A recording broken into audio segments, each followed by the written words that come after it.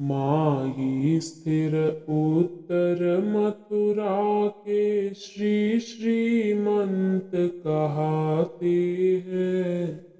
मदन मान मर्दन मन मोहन मन के मध्य समाते हैं। महानीर गंभीर शुद्ध है लहरें यमुना की प्यारी। रुचिर घाट विरची है मणिमय पुंज पुलिन की बलिहारी। प्रकट गोपकुल में सुदीप मणि दर्शनीय जन मन चोरे।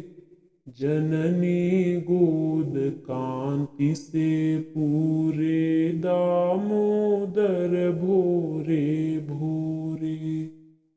होकर अति परिशुद्ध उन्हीं की ओर आज हम हैं धाई। परम पुनीत प्रेम से पूरित पद पंकज पढ़ने आई। अति शुचि पुष्पांजलि चरण में देकर शीश नवाई है। मुख से मोहन को गा गा कर निश्चल मन से ध्याई है। पर ललचाते हैं ये लोचन रूप सुधा कब पान करे। हाव भाव से श्याम सलोने का सब विधि सम्मान करे। जो अपराध हुए होंगे फिर हे सजनी इस मन से भूल। क्षण में वे सब भस्म करेंगे जैसे अग्नि जलावे तूल। भव भय का वह द्वार हमारे लिए शीघ्र होगा बस बंद।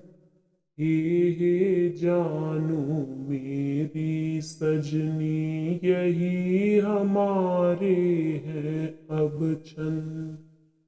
हे जानू मेरी सजनी यही हमारे हैं अब छंद।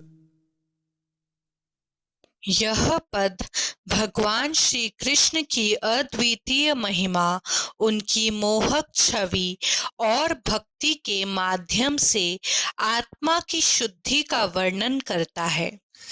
इसमें उत्तर मथुरा के श्रीमंत श्री कृष्ण की प्रशंसा की गई है, जिन्हें मदन मोहन मनोहर और जन मन के चोर के रूप में वर्णित किया गया है।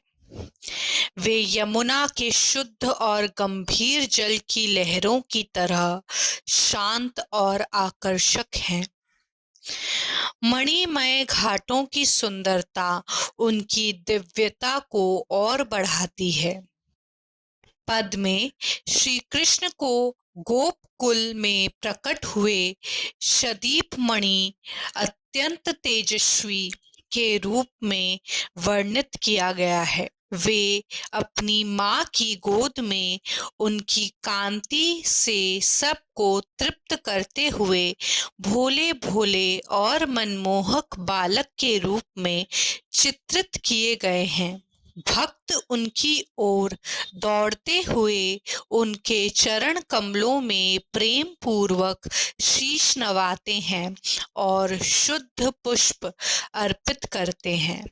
उनकी स्तुति करते हुए भक्तगण निश्चल मन से उनका ध्यान करते हैं और उनके रूप की मधुरता का रसपान करने को आतुर रहते हैं। श्याम सुंदर की हर भाव भंगिमा को सम्मान देने का आग्रह किया गया है। भक्ति में जो भी अनजाने में हुए अपराध हैं, वे श्री कृष्ण की कृपा से क्षण भर में भस्म हो जाते हैं, जैसे अग्नि रुई को जला देती है। पद यह भी बताता है कि श्री कृष्ण की भक्ति से संसार के भय और जन्म मरण के चक्र का द्वार शीघ्र ही बंद हो जाएगा। सखियों को श्री कृष्ण की भक्ति और उनकी दिव्यता में रमने का संदेश दिया गया है। यही इस छंद का सार है, जो भक्ति, प्रेम और आत्मिक शांति का मार्ग प्रशस्त करता है।